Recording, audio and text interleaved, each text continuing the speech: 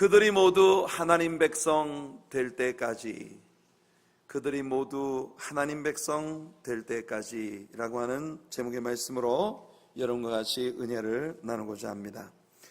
이번 주간 우리들의 성경 여행은 열왕기하 9장으로부터 11장까지 계속되겠는데요, 오늘은 11장에서 함께 말씀을 나누도록 하겠습니다만, 지난 수요일에 우리가 함께 배웠던 열왕기하 8장으로부터 오늘 우리가 다루는 11장에 이르기까지, 그러니까 9장과 10장에서 이스라엘과 유다의 역사에 엄청난 전환점을 가져오는 굉장한 사건이 있었습니다.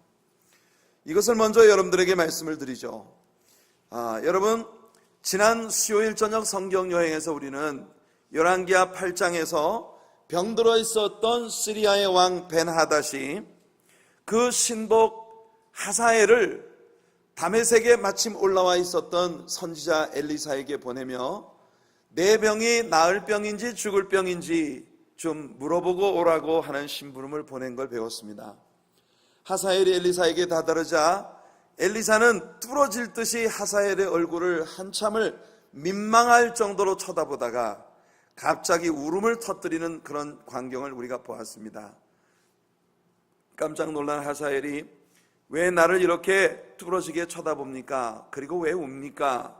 그렇게 엘리사에게 묻자 엘리사는 하사엘, 내가 장차 이스라엘 백성들에게 행하게 될 이 무지막지한 참상을 내가 미리 내다보고 있기 때문에, 그래서 네가 이스라엘 사람들에게 행할 그 일 때문에 내가 슬피 운다고 말을 했습니다. 벤하닷의 병이 날 병인지 죽을 병인지는 그는 분명히 이 병에서 나을 것이나 그는 반드시 죽을 것이다. 그 말은 하사엘, 내가 왕을 죽이고 혁명을 일으키게 될 것이라는 걸 선지자가 이야기하고 있는 것입니다. 선지자가 말한 그대로 하사엘은 돌아가서 왕을 죽이고 벤하닷을 죽이고 시리아의 왕이 됩니다. 여러분, 하사엘이 이스라엘에 행할 잔인한 살상은 정말 끔찍한 것입니다. 아녀자들의 배를 가르고 뱃속에 임신된 아기와 여자를 동시에 죽이고 어린아이들을 바위 위에 메어치며 성읍을 진멸시키는 끔찍한 살상 행위가 바로 이 하사엘을 통해서 일어나게 된 것입니다. 이때 하사엘의 침공으로 이스라엘 왕 여호람이 부상을 당합니다. 엘리야는 다시 예후에게 기름을 부어서 여호람의 뒤를 이어 이스라엘의 왕이 될 것이라고 했습니다. 여러분, 이것은 하나님께서 엘리야에게 주셨던 예언의 성취입니다.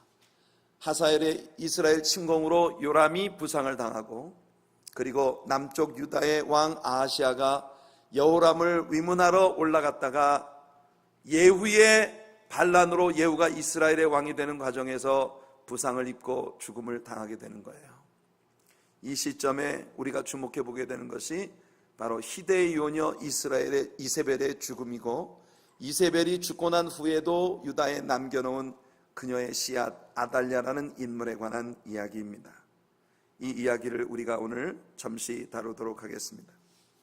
여러분, 남쪽 유다의 왕이었던 아하시아가 이스라엘 왕 요람을 문병하러 올라갔다가 예후가 반란을 일으켰다고 하는 소식을 듣고 급히 도망을 칩니다.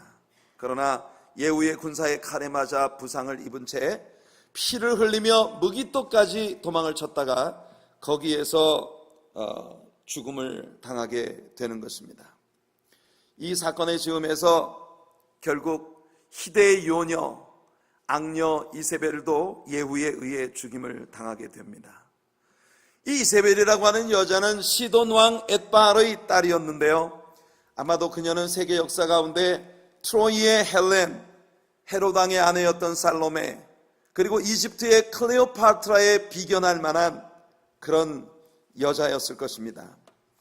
이세벨은 역사에서 참으로 주목할 만한 여인이었어요. 그녀는 굉장히 권력욕이 강했고 간교했으며 생전뿐만 아니라 죽은 후에까지 적어도 세 나라의 운명에 커다란 질곡을 가져온 그런 여인이었습니다. 제가 좋아하는 강해 설교가 제이 버넌 맥이 Through the Bible 티칭을 통해서 많이 알려져 있는 이 제이 버논 맥이라고 하는 분이 이세벨에 대해서 이렇게 정의를 했습니다. Jezebel poured a stream of poison into history. 세계 역사 속에 독약의 스트림을 퍼부은 여자가 바로 이세벨이었다. 이 맥이 목사님의 이세벨에 대한 이 간략한 정의는 정말 굉장히 끔찍한 내용을 가지고 있으면서 아주 명료하고 정확하게 이세벨이라는 여인에 관한 감상을 이야기한 것이라고 보겠습니다. 이세벨의 이름은 여기서 죽임을 당함으로써 더 이상 성경에 등장하지 않다가 성경의 맨 나중에 나오는 요한계시록에 이세벨의 이름이 다시 나옵니다. 그때 그녀는 하나님에 의해서 최후 심판에 처해지게 될 사탄의 사람이었다고 하는 정체를 드러내게 되는 것이에요. 그녀는 결코 평범한 여인이 아니었습니다. 여성이라고 볼 수도 없을 만큼 맹혈적인 면을 가지고 있었고 동시에 어떤 남자라도 뇌세시킬 수 있는 그런 미모를 갖추고 있었던 여인인 것 같습니다. 아합 왕도 그녀의 그런 면에 빠져서 헤어나지 못했던 것 같아요.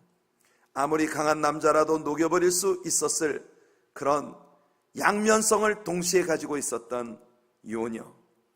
그녀는 바로 하나님의 백성 이스라엘의 우상 숭배를 가져온 장본인이었습니다. 이 우상 숭배뿐만 아니라 그녀는 450명의 바알 선지자들과 400명의 아세라 선지자들을 외국으로부터 수입해 오기도 하고 이스라엘 땅에서 양성해 내기도 한 것입니다. 그녀는 자신의 권세를 확장시키기 위해 하나님의 종들을 아합과 이세벨에게 쓴소리를 하는 하나님의 진정한 종들을 학살하는 일도 주저하지 않았던 무서운 여자였습니다. 그녀로 인해 하나님을 진정으로 섬기는 자들은 지하로 숨어야만 했고 엘리야는 급기야 온 땅에서 하나님을 제대로 섬기는 사람들은 모두 죽음을 당하고 나 혼자만 남았다고 하는 소위 일라이자 컴플렉스, 엘리야 컴플렉스에 빠지도록 만들었던 그 여자가 바로 이 이세벨이라고 하는 여자인 것입니다. 그녀는 북왕국 이스라엘에만 영향을 미치는 것으로 만족할 수 없었습니다. 그래서 그녀의 딸 아달랴를 남왕국 유다의 여호사밧의 아들 여호람에게 시집을 보낸 것입니다. 그렇게 함으로써 남왕국 유다까지도 결국 그녀의 소나귀에 집어넣으려고 했던 것이죠. 아합 왕의 뒤에서 국정을 좌지우지하던 그녀의 섭정 기간 동안 그녀의 뜻은 곧 이스라엘 국가의 뜻이었습니다. 아무도 함부로 그녀에게 도전하거나 그녀의 명령을 거역할 수 없었습니다. 오직 엘리야 한 사람만이 대놓고 그녀의 대적이 되었었던 것입니다. 그녀는 소위 여자 맥베드라고 불리울 만한 그런 여자였습니다. 그녀는 많은 살상으로 많은 무죄한 피를 흘렸습니다. 자기 남편 아합이 나봇의 포도원을 빼앗지 못해 안달하는 것을 보고 이세벨은 가서 조금도 주저없이 나봇을 죽이고 그 포도원을 빼앗아 자기 남편에게 준 그런 여인입니다. 그녀의 가중되는 죄악은 결국 하나님의 심판을 피할 수 없는 지경에 이르게 된 것이죠. 이제 하나님은 엘리야를 통해 그녀의 끔찍한 죽음을 예언하게 하신 바 있습니다. 그녀의 피를 개들이 먹으리라는 것이었어요. 아합도 같은 경고를 받았고 아합도 바로 그 이스라엘 평원의 나봇의 포도원을 빼앗은 그 나봇을 죽인 그 과정과 똑같이 아합의 피도 개들이 와서 핥을 것이라고 이야기했는데 그렇게 아합은 죽음을 당한 것입니다. 이 이세벨은 남편 아합이 죽고 난 후에도 14년 동안이나 남편의 뒤에 이스라엘의 실권을 장악하고 권세를 휘두르는 그런 여인이었습니다. 그녀에게 주어진 하나님의 경고가 실제로 이루어지리라는 것을 그녀는 절대 믿지 않았을 것입니다. 그러나 마침내 하나님의 예언이 성취되어지는 날이 다가온 것이에요. 그녀는 살아남기 위해 예후에게도 추파를 던지려 했지만 예후는 그녀의 냉혈적인 미소에 속지 않았습니다. 오늘 수요일 저녁 우리가 흥미진진한 이 역사의 한 장면을 배우게 될 것입니다. 기대하십시오. 이게 마음이 왜 조급한지 두 문장이 하나로 합해서 나왔어요. 기대하시라 개봉박두 수요일 저녁에 많이 나오셔서 성경 여행에 함께 여러분 동참하시기를 바랍니다. 결국 예후는 그녀에게 속지 않았고 그녀의 옆에 있던 내시에 의해서 이세벨은 높은 건물 꼭대기 위에서 포장되어진 땅바닥으로 떨어져서 온 몸이 완전 박살이 나는 그런 끔찍한 죽음을 경험했습니다. 아까 얘기했던 매기 목사님은 이세벨의 몸이 마치 높은 빌딩에서 떨어진 토마토처럼 됐다고 이렇게 이야기를 했어요. 정말 얼마나 끔찍한지 그녀가 죽고 난 후에 개떼들이 달려들어서 그녀의 시체를 다 먹고 두개골과 손바닥 하나밖에는 남지 않았어요. 이렇게 끔찍하고 비참한 죽음을 이세벨이 죽게 된 것입니다. 사랑하는 성도 여러분, 성경은 우리들에게 이렇게 경고합니다. 갈라디아 6장 7절 하반절에 사람이 무엇으로 심든지 그대로 거두리라.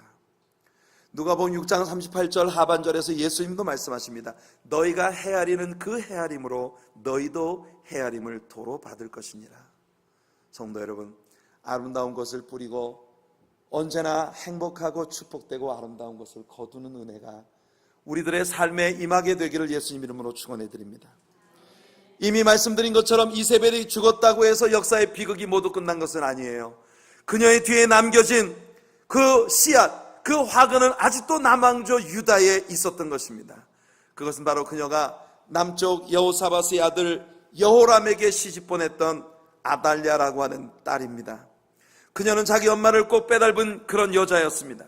먼저 아달랴는 그녀의 남편 여호람의 삶에 지대한 악영향을 미쳤습니다. 하나님을 바로 섬기고 이스라엘의 일대 신앙혁명을 가져왔던 유다의 여러분들 정말 여러 선한 왕들 중에 첫 번째 머리에 올랐던 여호사밧이라는 이 착한 왕의 아들인 여호람은 그녀의 뒤에서 그녀를 조종하는 이 악녀 이세벨의 딸 아달랴에 의해서 완전히 부서지고 말았습니다. 그녀는 자기 엄마처럼 유다 왕조에도 우상 숭배가 만연되게 했고 여호람의 뒤에서 여호람을 조정하면서 정치에도 깊숙이 관여하고 있었던 것이에요. 여호람이 죽자 여호람과 아달랴 사이에서 태어난 아하시야를 왕위에 앉혀놓고 계속해서 아달랴는 그 왕의 뒤에서 왕을 통하여 섭정을 하며 나라를 주무르고 있었던 것입니다. 그런데 그 아들 아하시야 이 왕이 북쪽 이스라엘의 요람을 방문 갔다가 거기서 죽임을 당한 것이에요. 아들이 죽었습니다. 아달랴가 평범한 어머니였다면 그녀의 가슴은 말할 수 없이 찢어지고 고통스러웠을 것이겠죠. 하지만 그녀는 이세벨의 피를 받은 여자입니다. 자기 아들 아하시야의 죽음, 아들을 잃은 슬픔 같은 것은 그녀에게 없었습니다. 다만 그녀는 이제 모든 것이 끊어져 버린 유다 땅에서 어떻게 계속해서 정치적 권세와 영향을 유지할 수 있는가, 이것만이 그녀의 관건이었을 뿐입니다.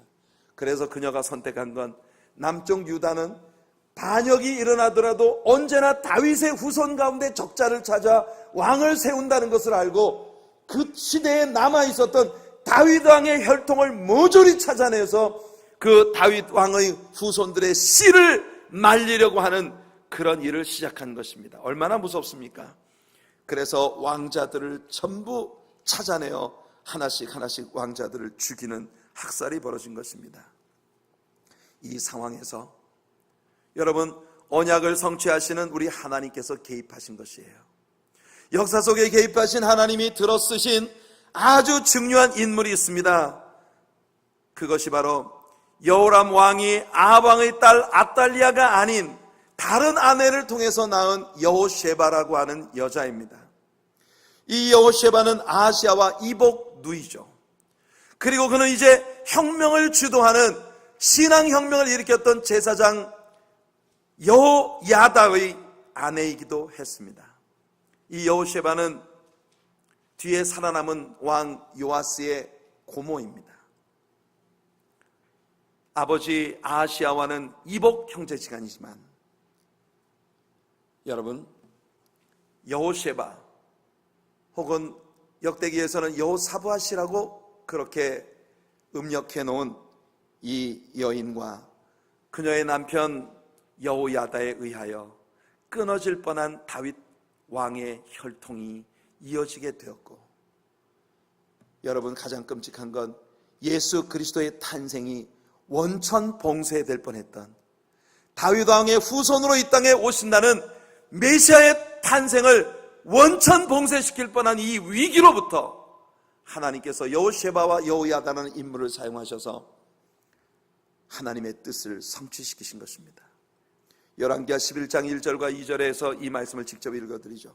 아하시아의 어머니 아달랴가 그의 아들이 죽은 것을 보고 일어나 왕의 자손을 모두 멸절하였으나 요람 왕의 딸 아하시아의 누이 여호세바가 아하시아의 아들 요아스를 왕자들이 죽임을 당하는 중에서 빼내어 그와 그의 유모를 침실에 숨겨 아달랴를 피하여 죽임을 당하지 아니하게 한지라.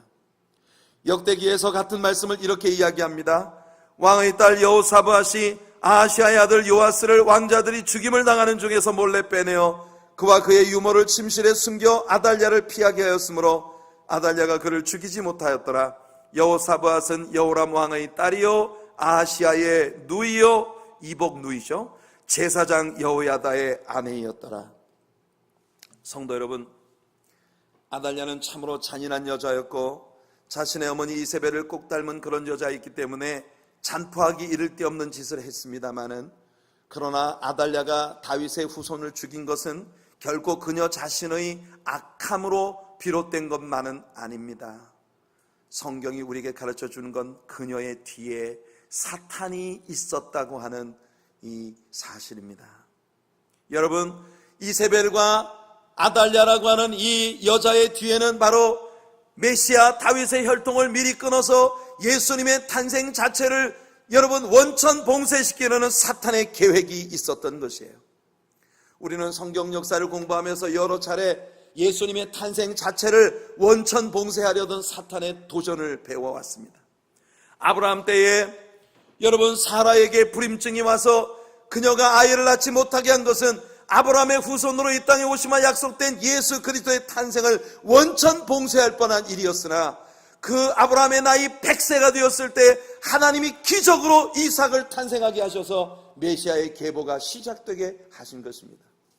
야고보 이때에 온 세계에 불어닥쳤던 글로벌 패먼, 이 말할 수 없는 세계적인 기근으로 여러분 야곱의 후손들이 완전히 멸절을 당할 위기에서 하나님은 요셉이라고 하는 아들을 미리 그들보다 앞서 애굽 땅으로 보내어 그 가족들을 살려주신 것이에요.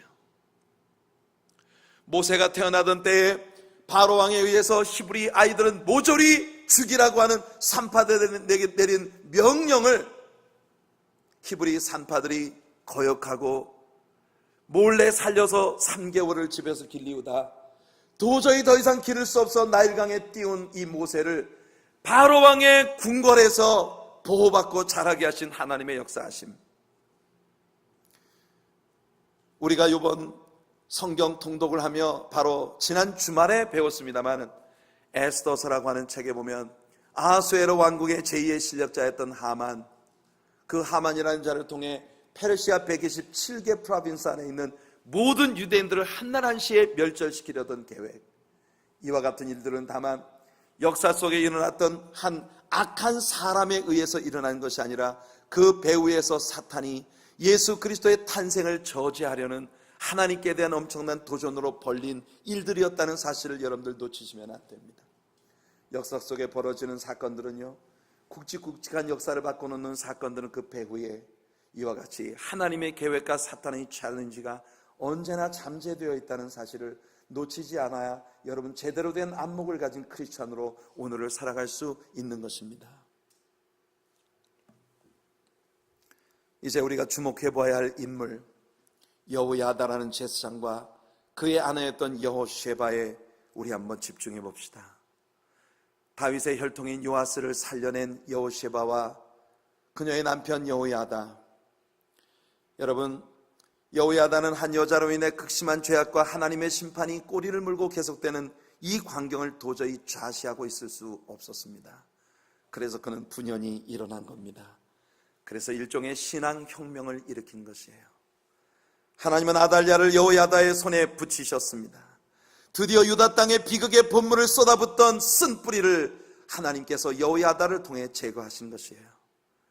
여호야다는 이 모든 과정 가운데 홀이라도 자신의 개인적 욕망을 채우기 위해 이런 일을 하지 않았습니다.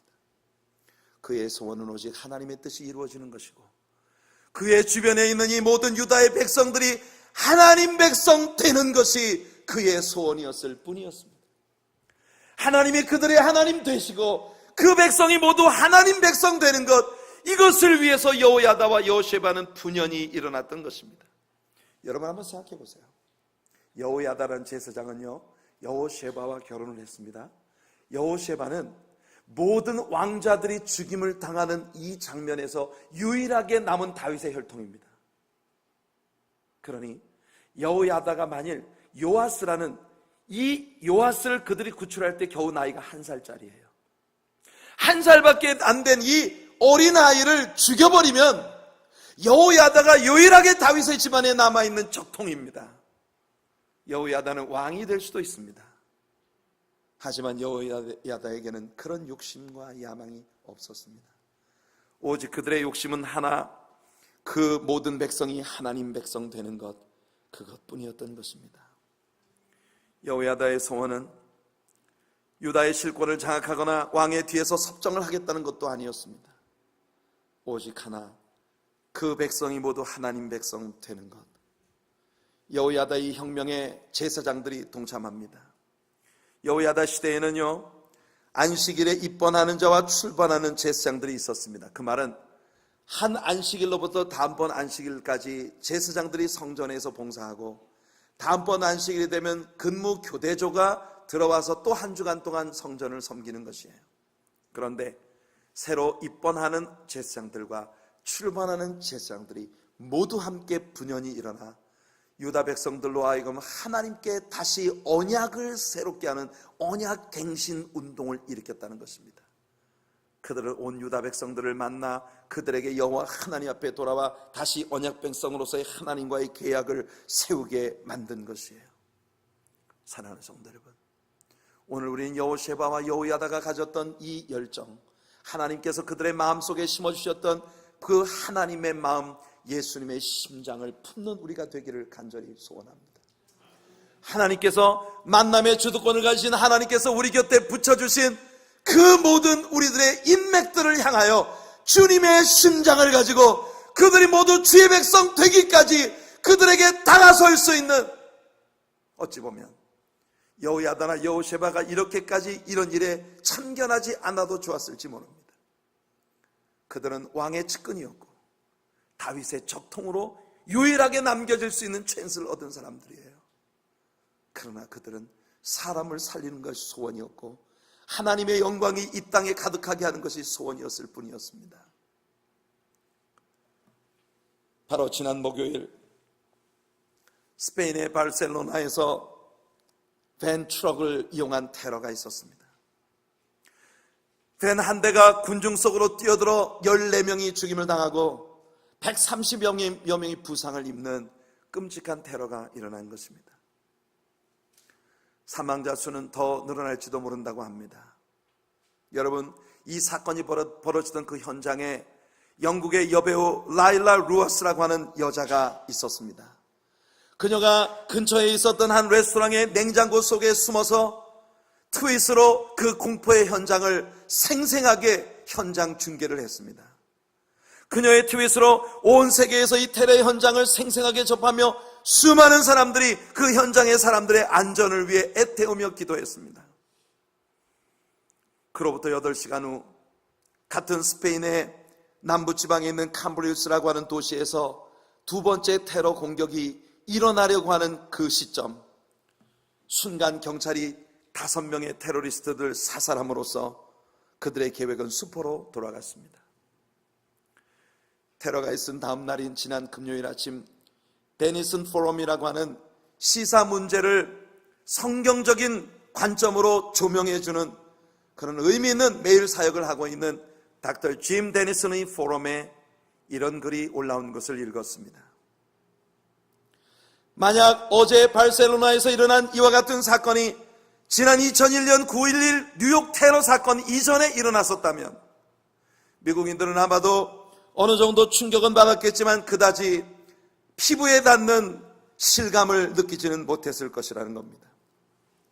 9.11 테러가 있기 전까지 미국 땅에서, 미국 본토에서 일어난 테러는 1993년 CIA 본부에 난입한 이슬람 극단주의자들의 총기 난사 사건과 WTC 지하철역에 있었던 폭탄 테러가 전부였다는 것입니다. 위키피디아에 의하면 1979년 이란 주재 미국 대사관 인질 사건을 비롯 미국 밖에서 일어난 테러리스트들의 공격이 9.11 테러 이전까지 총 58회에 걸쳐서 총 2,000명 이상의 사망자를 냈다고 합니다. 하지만 이런 사건들이 미국인들의 마음에는 그다지 큰 충격이 아니었다는 것이죠. 왜냐하면 이런 사건들은 미국의 본토에 있는 미국인들에게는 그다지 연관성 없어 보이는 사건으로 그렇게 느껴졌다는 것입니다. 하지만 오늘날 미국인들은 미국 안팎에서 벌어지는 테러에 적지 않은 공포심을 느끼고 있다는 거죠. 왜냐하면 9.11 테러를 통하여 이슬람 극단주의자들의 행태가 자신들과 밀접한 연관으로 다가오기 시작했기 때문이라는 겁니다. 다시 위키피디아의 통계에 의하면 9.11 테러 이후에 올해 2017년 6월 9일까지 일어난 이슬람 극단주의자들의 테러 공격은 모두 419회에 달했으며 그 테러로 희생된 사람의 숫자가 자그마치 14,000명에 달한다는 것입니다. 닥터 데니슨이 이 포럼에서 이야기하는 것은 그럼에도 불구하고 이 기간 중에 미국 본토에서 일어난 테러 사건은 10건밖에 되지 않기 때문에 미국인들의 마음에 아직도 이슬람 극단주의자들의 테러 운동은 그렇게 피부에 닿는 충격으로 다가오지 않고 있는 것처럼 보인다는 이야기입니다. 닥터 짐 데니슨이 이 포럼에서 이야기하고자 하는 주제는 바로 이것입니다. 우리는 언제가 돼야 어느 만큼 쓰라린 경험을 해야만 내 곁에서 죽어가는 영혼들에 대한 진실한 관심을 가질 수 있을까?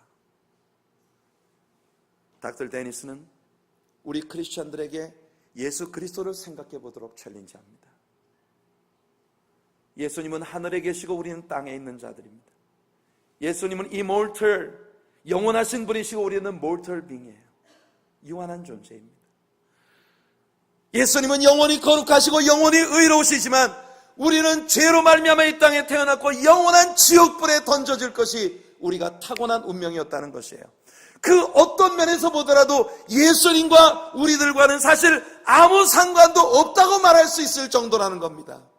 만일 오늘 우리들이 나와 직관되지 않는 것들에 대해 무관심하게 지나쳐버리는 것처럼 예수님이 우리들에게 그런 태도를 가지셨다면 우리들의 운명은 어떤 것이었을까? 닥터 데니슨이 우리들에게 주는 도전은 바로 이것입니다. 우리는 언제가 되어야 예수님의 심장을 공유할 수 있을까? 우리 주변에서 아직도 예수님을 알지 못하고 영원한 죄로 말미암아 영원한 지옥을 향해 걸어가는 수많은 사람들이 있는데 나의 친척, 일가, 내 형제들, 내 사랑하는 사람들, 한 집에 함께 사는 나의 아내, 나의 남편, 내 자녀들, 더더욱 우리가 요즘 새생명 전도 축제를 하면서 나에게 주어진 인맥들을 복음적 관점에서 재조명을 하면서 우리는 얼마나 많은 사람들과 인맥을 형성하며 살고 있는지를 보아왔습니다. 여러분들에겐 과연 그 영혼들에 대한 관심이 얼마나 살아있었나요?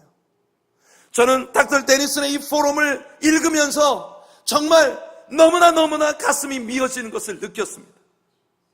만일 예수님이 우리에게 무관심하셨다면 우리는 끝장이었습니다.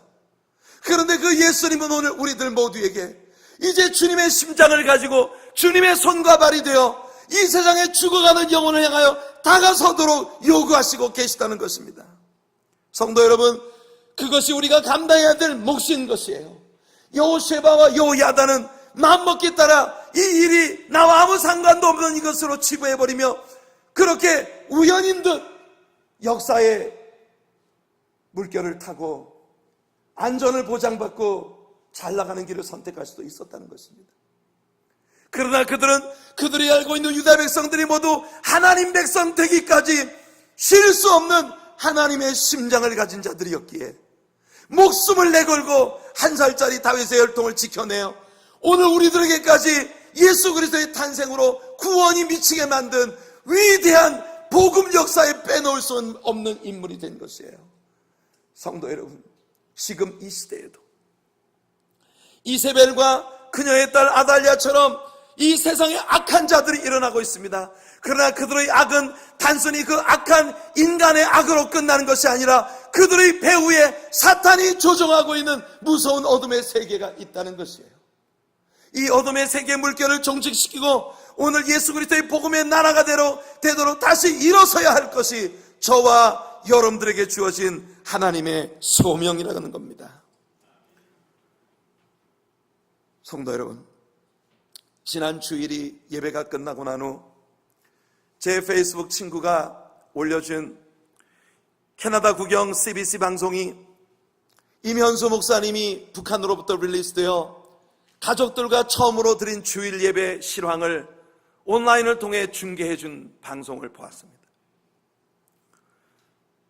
토론토의 큰 빛교회에서 주일 예배를 드리시며 그가 섬겨왔던 성도들과 정말 눈물겨운 해후를 맞이하고 가족들과 함께 따뜻하게 손을 잡고 예배를 드리시고 성도님들 앞에 나와 그간 있었던 고생스러운 일들 가운데에서도 나는 도리어 아무 생각 없이 노동만 하면서 성경만 읽을 수 있는 이런 환경을 연세 드신 사역자들에게 나누어줄 수 있는 시설을 세웠으면 좋겠다는 꿈을 품었다고 이야기하시는 그분을 통해 정말 못 말리는 어른이다.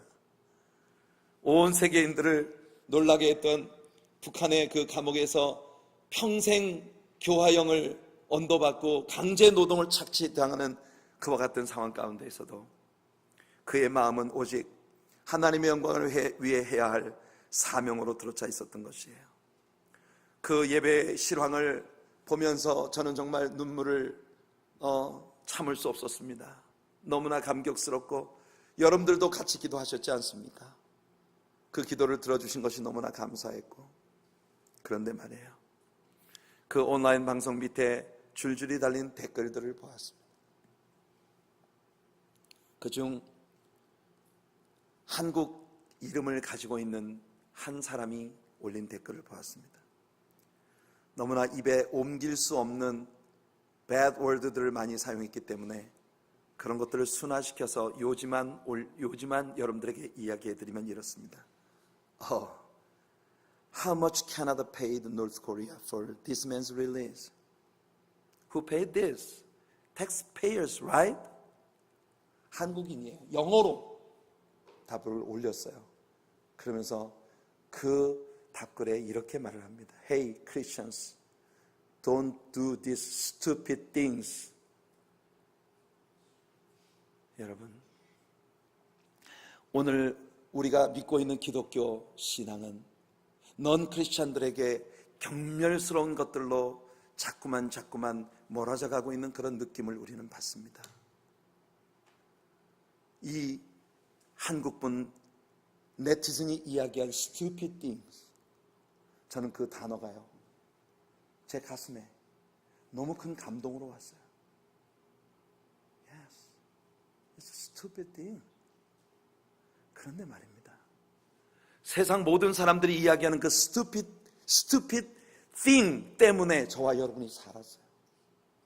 지난 2주간 동안 제가 여러분들에게 얘기해 드렸던 언더우드나 아펜셀러리나 타마스 같은 20대 초중반의 꽃다운 청춘을 가진 그들이 이 서구 문명국가, 그들의 조국 영국, 캐나다, 미국 같은 나라들을 버리고 저 한반도 끝에 있는 그 동아시아의 조선 땅을 찾아와 그 지지리도 가난하고 무지몽매한 우리 한국인들을 위해 목숨을 버렸습니다.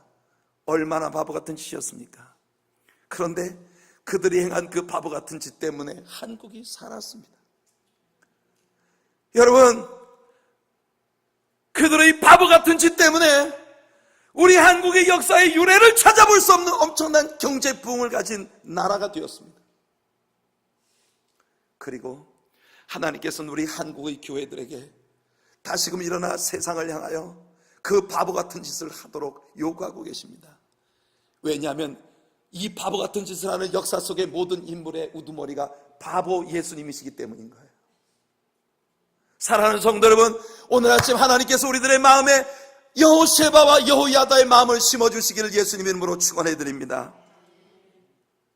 우리 한번 준비된 영상을 같이 한번 보시죠.